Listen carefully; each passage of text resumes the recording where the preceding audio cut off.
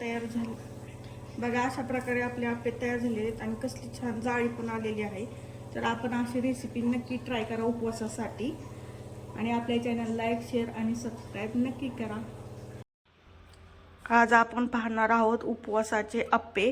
याच्यासाठी लागणारं साहित्य आहे दही, शेंगदाणे, शाबू अर्धी वाटी घेतलेला आहे, भगर किंवा वरई याला म्हणतात तर 1 वाटी घेतलेला आहे, मिरची आणि मीठ. आता आपण एका मिक्सरच्या भांड्यामध्ये शाबू टाकून घेणार आहोत आणि नंतर भगर टाकून घेणार आहोत. हे अगोदर मिक्सरला चांगलं बारीक करायचे बघा. अशा प्रकारे आपण बारीक करून घेतलेलं. याच्यामध्ये आपण हे शेंगदाणे टाकणार आहोत, नंतर मिरची टाकणार आहोत आणि मीठ पण टाकणार आहे चवीप्रमाणे.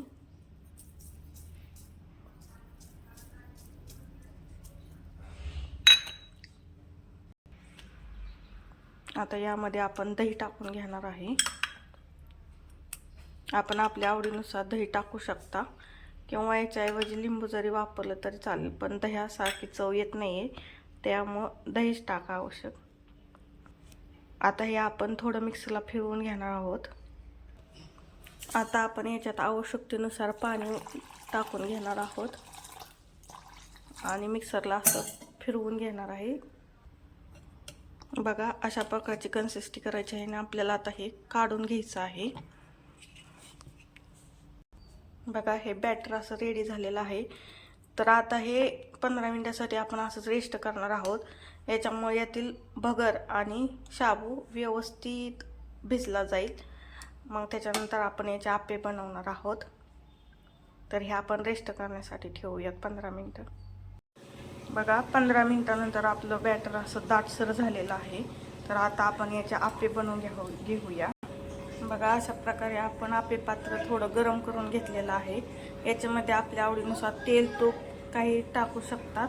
तर मी इथं तेल टाकून घेत आहे बघा. अशा प्रकारे आपण तेल टाकलेलं आहे. आता याच्यानंतर आपण आप्पे सोडून घेऊया बघा. आपण याच्यामध्ये इनोचा किंवा सोड्याचा काही वापर केलेला नाही, तरी पण आपले आप्पे एकदम टेस्टी होतात अशा प्रकारे बनवले तर.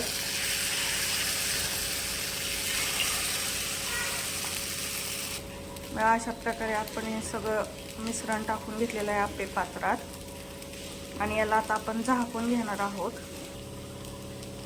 बघा. अशा प्रकारे आपले आप्पे थोडेसे झालेले आहेत. आपल्याला आणखीन याला 1-2 मिनिटं झाकून ठेवणार आहोत लो मीडियम गॅसवरती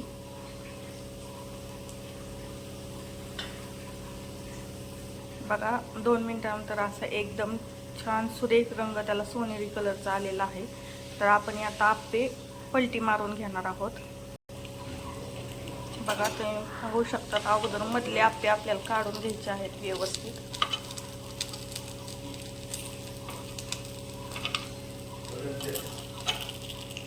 बघा. कसलं भारी प्रकारे याचा सुरेख रंग आलेला आहे आणि व्यवस्थित हे शिजलेले आहेत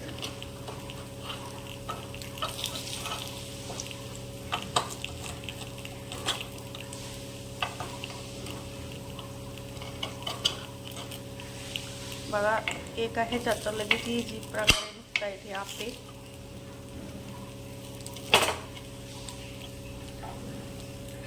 बघा. तुम्ही पाहू शकतात आपण सगळे आप्पे पलटवून घेतलेले कसले भारी दिसत आहेत आणि त्याला जाळी बघा कशी छान प्रकारे आलेली आहे. सोडा किंवा इनो काही न वापरता. आता आपण असेच 1 मिनिटभर दुसऱ्या बाजूने परतून घेणार आहे